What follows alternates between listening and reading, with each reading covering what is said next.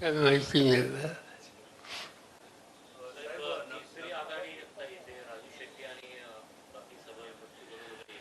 असं लोकशाहीमध्ये कुणाला अधिकार नाही. ते काही करत असेल तर त्यांचा किंवा लोकांची आत्ताची मानसिकता जी आहे ती आम्हा लोकांना मदत करायची आहे आणि त्यामुळे तर राज ठाकरे यांनी मुख्यमंत्री एकनाथ शिंदे यांची वर्षा निवासस्थानी आपण भेट घेतलेली बघतोय.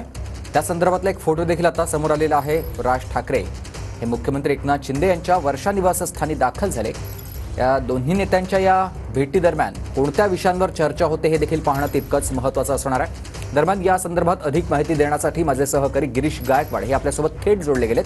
गिरीश, राज ठाकरेंनी ही महत्त्वाची मुख्यमंत्री एकनाथ शिंदेंची भेट घेतलेली आहे.